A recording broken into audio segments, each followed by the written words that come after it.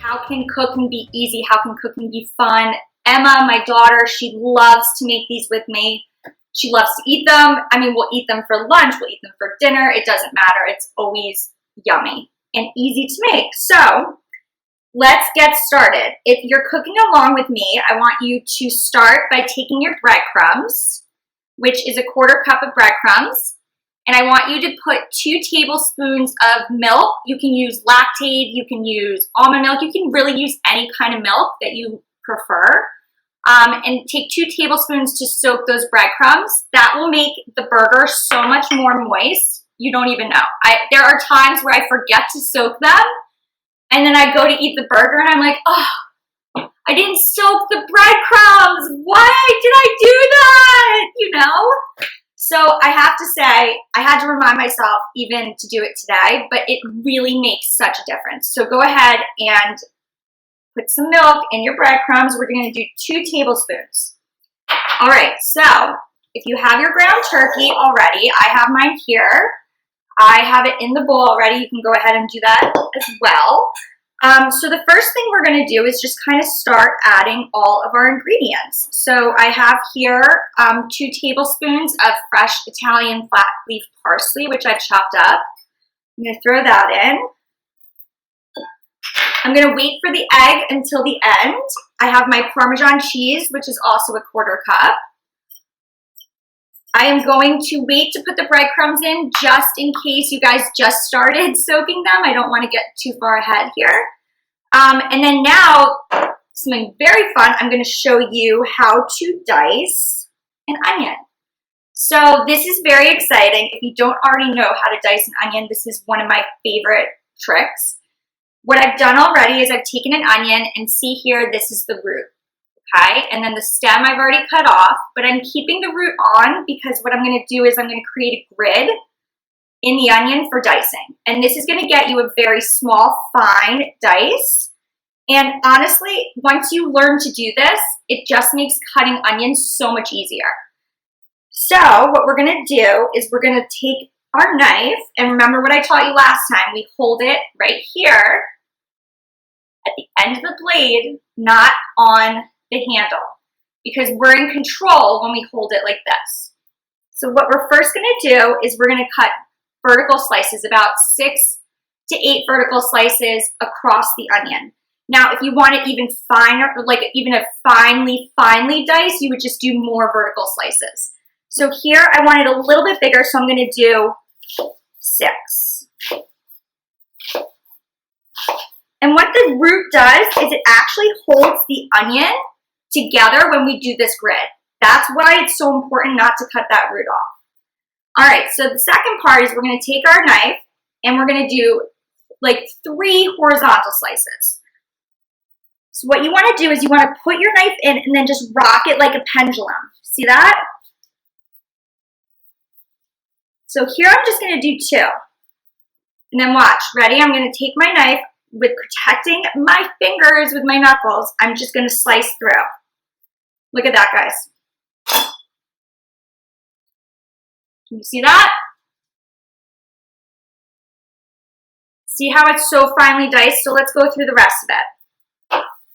Remember, we always keep our tip on the cutting board and we go down, tip. And then once you get to the end of the onion, you can just turn it over like this and do the same thing. Voila. And then if you want it even smaller, you can just take your knife and always keeping your hand on top closest to the point of the blade and rock it back and forth. So can everyone see how nicely diced these onions are? Can everyone see this? Hold on.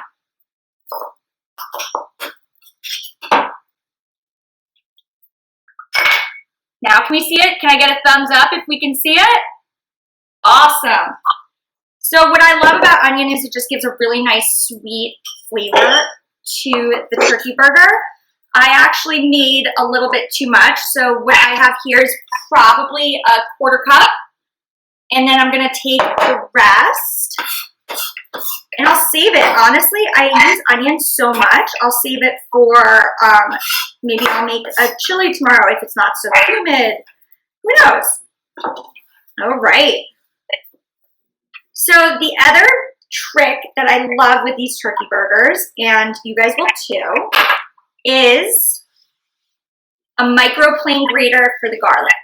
So what that does is that really gives you the flavor of the garlic without biting into a big chunk of garlic. Now, if it's not your thing, it's totally okay. You can use a garlic press if that's more up your alley. That's no problem.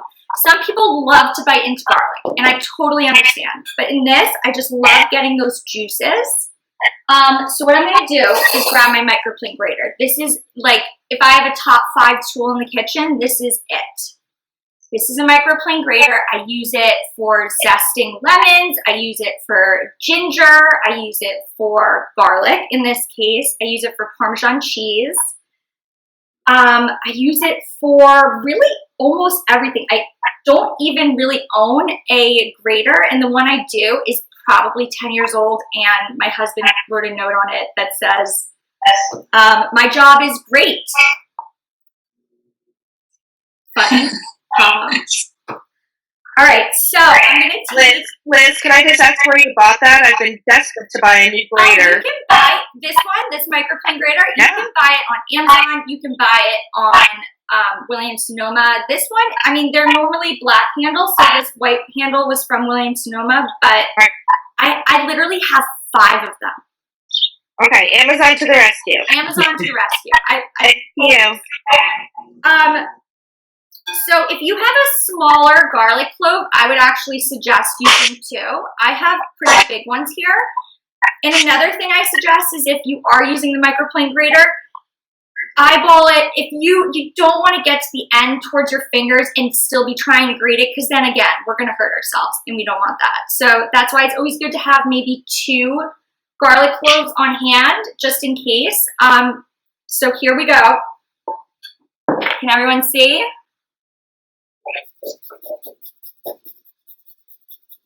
So I'm just sliding it back and forth. My finger is in control of that clove right there.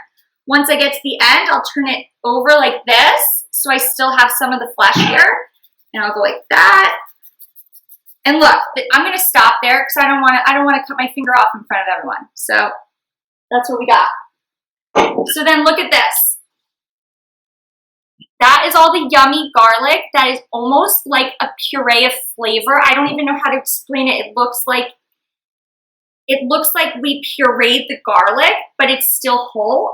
It's incredible. So we're going to go ahead and put that right into the turkey mix. If you like more garlic, you are more than welcome to add more. We love garlic in this house, so always love adding more garlic. All right, so we have almost all of our ingredients, right, guys? How are we doing with those breadcrumbs? Everyone soaking them? Thumbs up. All right, so let's go ahead and add our breadcrumbs. These are going to bind the burgers together really nicely. So is the egg. So with the egg, it's really important to start with half and then build onto it. It's just like when you cook anything on the grill. You want to undercook it rather than overcook it. With an egg, you want to use half and add more if you need to. So what I have here is an egg, which I'm going to very lightly beat. Now, there are 2 common mistakes when making any burger. And the first mistake is compacting the burger when you form it. So what that does is it'll make it more tough, and what we want is it to be very light and airy. That's the first mistake. The second mistake is that you press down onto the burger and release the juices while it's cooking.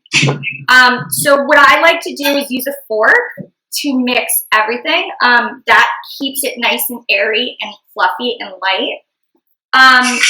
Before I start, I'm going to take my teaspoon and a half of kosher salt. Kosher salt is very important. You do not want to use a teaspoon and a half of table salt. You do not want to use a teaspoon and a half of Himalayan salt or sea salt. Those are much more potent. And if you do that, your burger will be extremely salty. So kosher salt actually is the best to cook with. It basically absorbs into whatever you're cooking much faster than those other salts. And then what I do is I like to garnish with a sea salt. I like to garnish with a Himalayan sea salt. I like to garnish with, you know, all those fancy other salts. But my favorite is really the Maldon sea salt. That's my favorite. So now I'm going to do a half a teaspoon of freshly ground black pepper. And here it is, guys. This is the mix. This is it. Really, everybody probably has most of this stuff on hand, right? Thumbs up? Yeah. All right. So now we're going to show you the trick with the fork. So I'm going to add half of my egg. And then I'm going to take my fork and I'm just going to mix it. First of all, this also helps with, you know, messy hands, messy rings, all that stuff. So I'm just going to mix it nice and lightly. I want to get everything combined, but I don't want to toughen the meat. I want the burger to be moist. I don't want it, you know, turkey in itself is it's very bland, which is why we added all of these other flavors. And it's just also, it can tend to get a little bit tougher. So it's important to make sure that you keep everything else that you're putting into it nice and moist and lit and airy. All right, guys, this is looking good.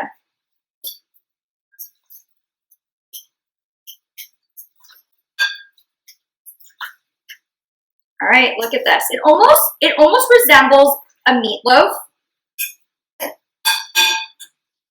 Check that out. How's that look? Thumbs up if you kind of think it looks good. Yeah? Hi, Suze. All right, hold on. I'm just going to grab a quick plate to put these on.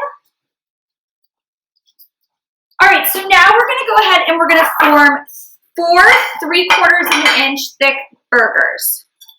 So something I learned from Rachel Ray is that when she is making a burger, she actually does this. She scores. If she wants to make 4 burgers, she will score so that she knows that those are her 4 burgers that she's going to pick up and make. And this way, it's like you don't get one of those super big burgers and then one of those really tiny burgers. They're all kind of uniform. So I'm going to go ahead and grab it. And what I'm going to do is roll it like this, almost like a meatball. So once I get it in my round like that, like a meatball, I'm just going to flatten it. There we go. And then another trick, which I swear by, is you put a thumbprint in the center.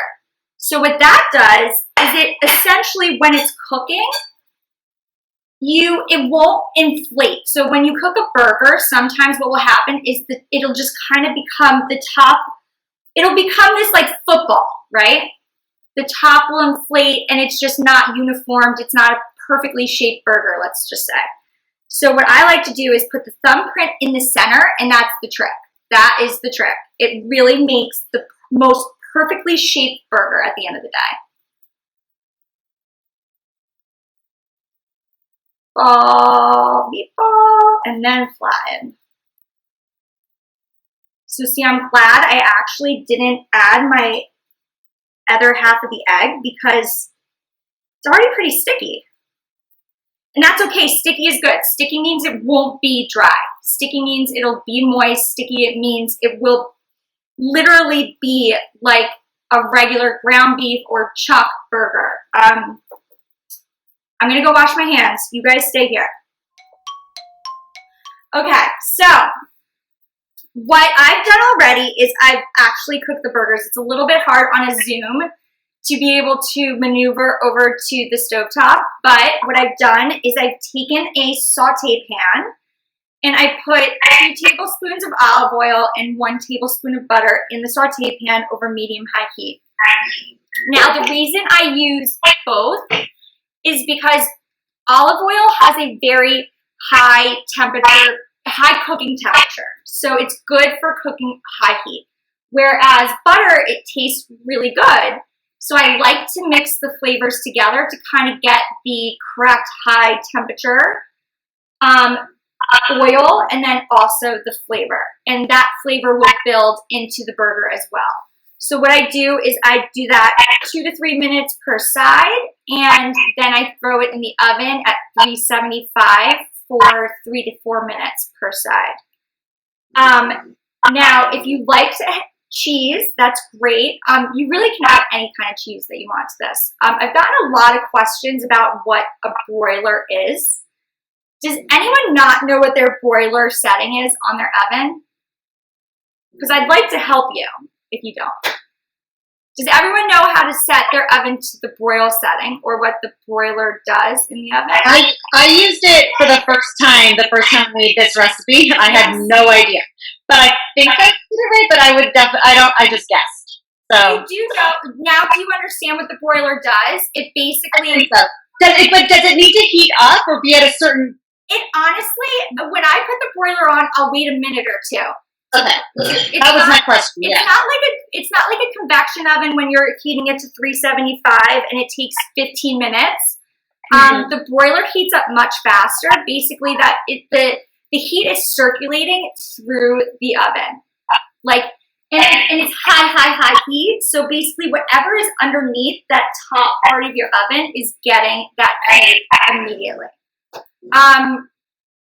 I love the broiler. I use the broiler for salmon. I use it to basically get really a crust on anything that you need a crust on. So when you are done making your burgers, this is important to know though. I know we jumped to the broiler part too quick. You do need to make sure you let the burgers rest for at least 10 minutes before you put it back in the oven under the broiler with the cheese.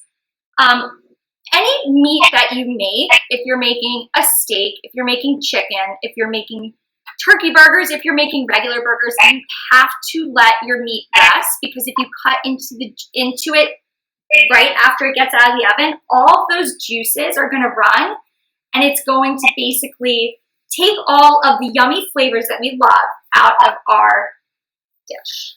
So it's very, very important to make sure that you let your meat rest. So I let my turkey burgers rest for about 10 minutes before I put it right back in the oven and under the broiler for 1 minute with provolone cheese. So I actually left 2 of my burgers out without cheese just in case, so you guys can kind of see what it looked like when it got off of the saute pan and when it got out of the oven at 375. This way you guys can kind of see exactly what the process was like. So let's go ahead and take a peek. All right, so what we have here are the finished products. So those 2 on this side, those are covered with provolone, and these ones are plain. Can everyone see this? Do I have to jump up on the island again? Looks delish. It's really good.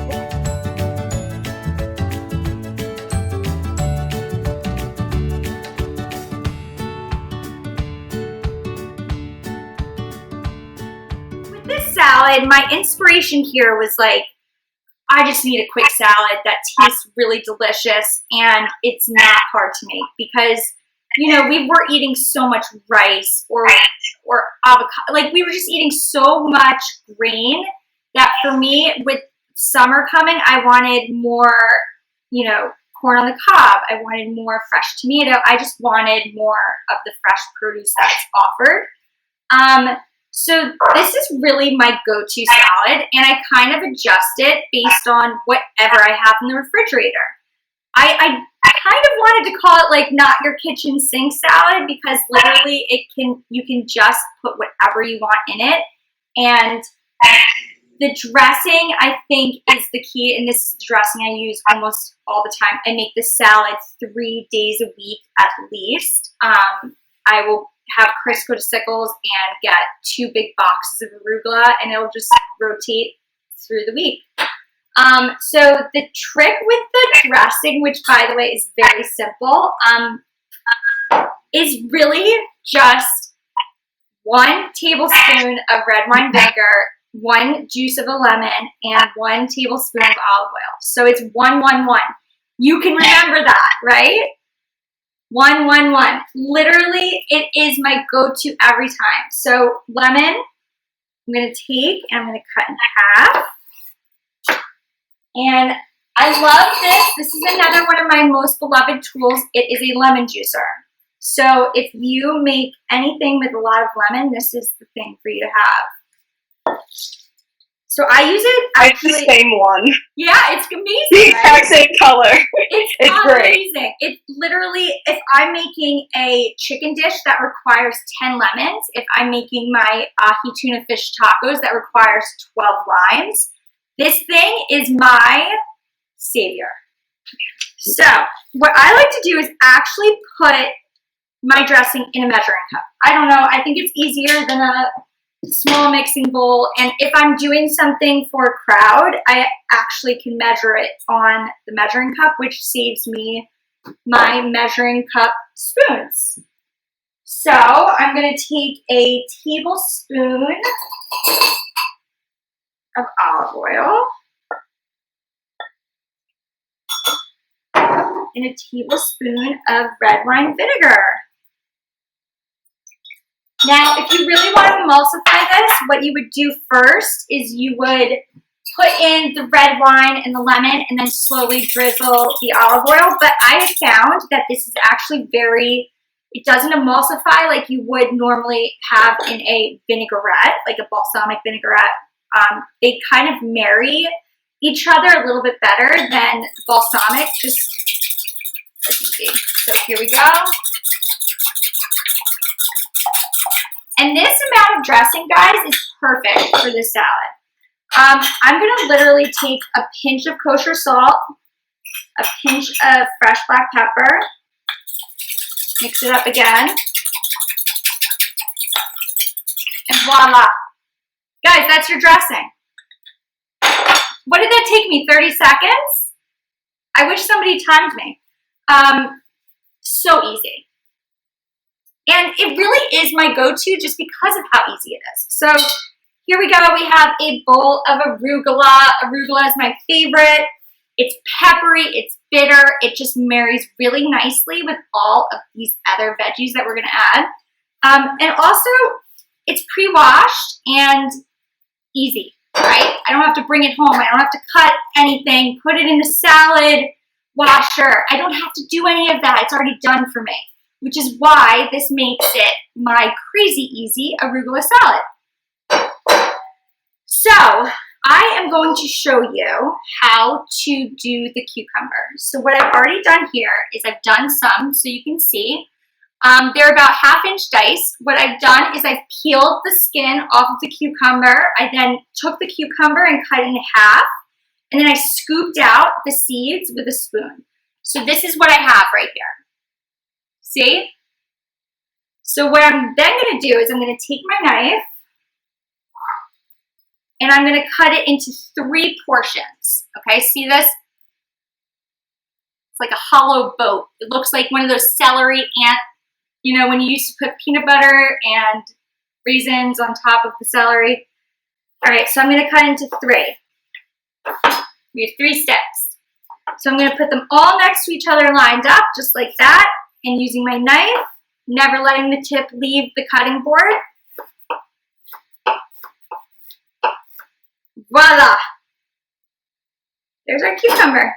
And there's no seeds in it, which means seeds have water, which you don't want your salad to get watery. Nobody wants a watery salad. So what we've done is we've taken the seeds out by scooping it and dicing it up nicely. So let's go ahead and put that in the salad. What I've already done is I've diced similar 1/2 inch dice with the avocado. Oh, that doesn't go in yet. Big mistake by me. You always want to put the avocado in last because we don't want it to get mushy. We want it to stay formed, right? So these are a yummy medley of cherry tomatoes. I have yellow and red, which what I've done is I've sliced through the stem. So you know how you always see a stem there? What you do is you slice through it. It's most likely going to be lengthwise. And then I'm going to now show you what I do with the red onion. So of course you can totally slice this with your knife. What I like to do is get it really super thin. The only way to really get it super thin is a mandolin. It is one of my favorite kitchen tools if you don't have it. This is literally a $20 mandolin from Amazon. I live for it. I do it for the zucchini raviolis. I mean, it's just, I use it all the time, especially since I make this 3 times a week. I'm always whipping out the mandolin. And I have neighbors always asking me to borrow it. So I would suggest going on Amazon, grabbing it, just having it in your cabinet for those times that you need it. So what I'm going to do, again, I've warned everybody about this last time, but you do not want to cut your fingers off, right? So we're not going to go really, really high up on the onion because we want to protect ourselves, and that's okay. I remember I was in Nantucket, I was at a cooking class, and a chef told me that exact same advice. He said, we're not going to use the whole vegetable, but that's okay. We can use it in another dish. We can use it tomorrow in something else, and that's fine. But we want to protect our fingers, and that's the most important part. So if you are using a mandolin, just be very careful. So what I'm going to do is, without my hand ever leaving the mandolin, I am going to slice this so thin. Go back and forth, almost like a rocking motion.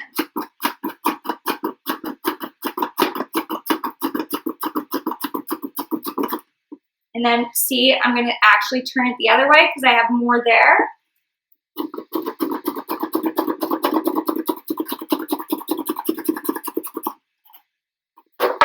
So this is what I call the most thinly sliced onion. Look at that. All right, so we're going to throw that in. Thank you, mandolin. I love you. You're such a good tool. And then I actually added today, even though I didn't have it on the recipe, I'm adding pecans just because I think they're such a nice crunch. And really, I had them. Chris got them at Sickles today, so I said, why not use them today? But they add such a nice, like, nutty, it just combines and marries with all the other flavors so nicely. What I did is I just kind of took the whole pecan and broke it up to make these. And you can buy them in the grocery store chopped already as well, but I know a lot of people are not free, so that's not always ideal. Cranberries, these ones are so, so delicious. Again, Chris went to Sickles and got these. They are the biggest cranberries I've ever seen. Look at those. They're not like the shriveled up craisins. They're just so yummy and full of flavor. So this is about 3 tablespoons of cranberries. I think everything is better with cranberries, but if you don't like them, you can totally omit them. Again, this is a salad that you can literally put whatever you prefer and whatever is your style, and whatever you have on hand. But the most important thing is the arugula and the dressing. Everything else, whatever you have on hand, go for it. All right, so I'm going to put the tomatoes in. So guys, I just want you to see how pretty this looks. Doesn't that look so pretty? I didn't even finish it yet. This is just the salad, no dressing. Okay. So a little trick I have here is I like to save like a tablespoon or even less of the dressing to drizzle on top when I plate. So it's really important to always, first of all, thank you for reminding myself, it's important to really season your salad both before and after. Again, this is where you're going to see me use my sea salt because once I garnish it at the end and drizzle it with the little bit of dressing I have left over, is going to make all the difference, because it really means that the first bite that person takes is full of flavor. It's well seasoned. It is a pow in your mouth. And that's what we want, right? All right, I'm going to give it a little whisk. So I'm going to eyeball it and use about half of my dressing to start. There we go. Liz, that bowl is gorgeous. Do you know where you got it? Remember? Home Goods. Oh my God, it's beautiful. Thank you. I love it. But I do have a Simon Pierce one, which you can get at Baines. And that one's really pretty too. Do you want to see it? Here. So this one's holding some little blue glass balls, but I love this one. This one's really pretty. That one's Simon Pierce, and you can get that at Baines.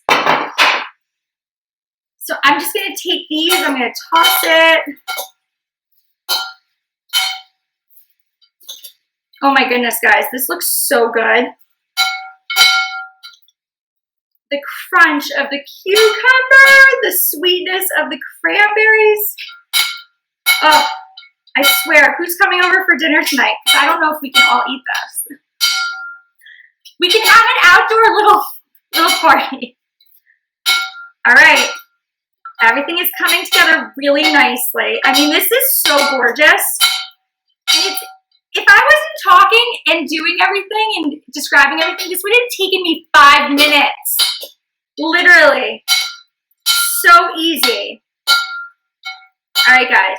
So, it's well incorporated. This is what we have. Look at that. All right, so the reason we add the feta and the avocado next is simply because we don't want them to become mush. We want them to hold their own, right? I mean, they want to be the star of the show too. So next I'm going to add the avocado. Oh, love avocado, by the way. I think I eat like 2 a day. Feta. So the avocado is one avocado that I've diced into 1/2 inch dice. And then the feta is about 1/2 cup. Which, by the way, I love Valbresso feta, which I know I mentioned on the recipe card. So I really never knew that there were different kinds of feta until recently. And then I tried this Valbresso feta from Sickles, and it is so delicious. It is basically from this specific sheep, and it is brined before it's into the grocery store. So it's brined in salt, and the flavor is so creamy. The texture is so creamy. And then you get the salt finish that you don't really get with normal feta. But this is by far, now that I've had it, I will never, ever use the other kind of feta again. Do you guys want me to show you the container so you can see what it looks like? I have 4 of them in my fridge right now. That's how much I love it. And also, being lactose intolerant, I can tolerate sheep's milk, so this is like really the only cheese that I can eat. Can everyone see that? Do I need to get closer, Pam? No? Okay. This, I'm telling you, once you go, you'll never go back. All right, so I'm going to very, very gently, I want you guys to watch how gently I am tossing it now, because I don't want to break it up, but I want to incorporate it. A little tiny bit more dressing, but again, I'm leaving that little tiny bit. Get in there, arugula. We had some stowaways. Oh, so good. Do you guys mind if I just take a break and eat some salad? Is that cool? All right, here's what we got. Can everyone see it? Okay. Now, this is my favorite part of cooking, is the plating. I don't know why. I feel like it's an art. I take really great pride in it, and I think it's so important, and I really feel as though you could take a very lackluster dish and make it look incredible if you just plate it right. And that is why I love to plate. And I'm excited to actually show you. So let me just get my area nice and clean. Move this big guy.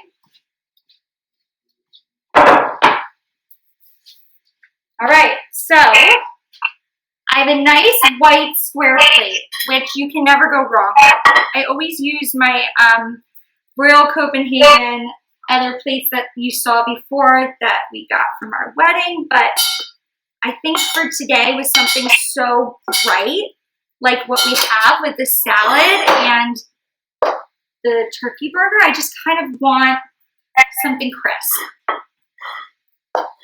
All right, so everybody can see this, right? All right, so I'm gonna start, what I've done here is I've taken these beautiful red and yellow heirloom tomatoes, and butter lettuce I think is an excellent option. We always go bunless. I don't know why, my husband's always on this like health kick, always, forever, for like 10 years, where he doesn't eat bread unless it's whole grain and all this stuff. So I just kind of always eat them plain with Dijon mustard on the side, and that's just how we love them. It's great if you put it on a brioche. It's great if you put it on any other hamburger bun. But for us, we're kind of a bunless family. So what I've done is butter lettuce is an excellent garnish. If you want to put a burger on top of it, it tastes delicious. It's very, very flavorful. So what I'm going to do is I'm going to put this right here in the corner, just like that. Can everyone see? And then I'm going to put a nice little yellow tomato on top.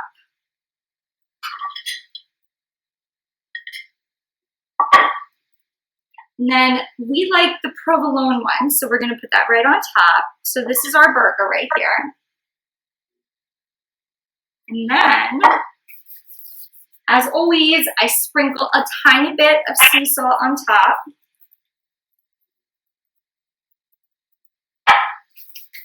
If you want, you could put a couple of pickles on top of the burger and then take a toothpick and put it through. That's a great presentation. If you can find those really pretty white toothpicks, I love those. Also great. If you want, you could put a couple of tomatoes on the side and lightly salt and pepper those. Those are delicious too. So then we are going to take our salad. And what you're going to find is when you do plate your salad, you're going to get a lot of the salad and the arugula itself, but not all the other yummy pieces. So you kind of start with those big chunks of salad, and then you scoop out all the other yumminess and make sure to get those for the top.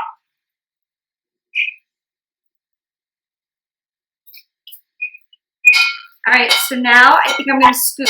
So see how I'm finding all these yummy, look at that.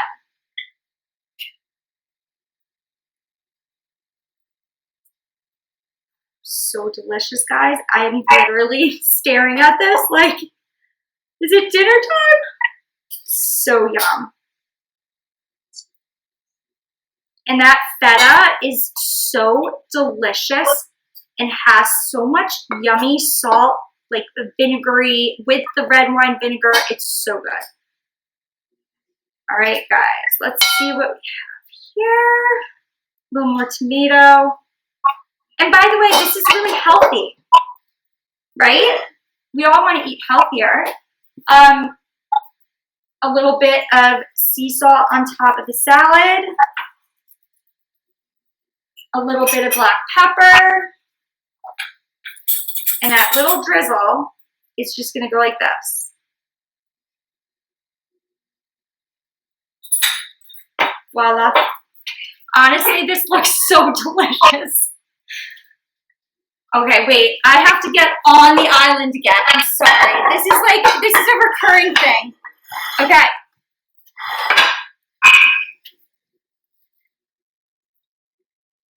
Can everyone see that? Yeah, that looks gorgeous, Liz. And like, it's so easy, guys.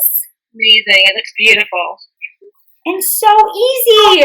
That's like, It looks incredible, Liz. So good.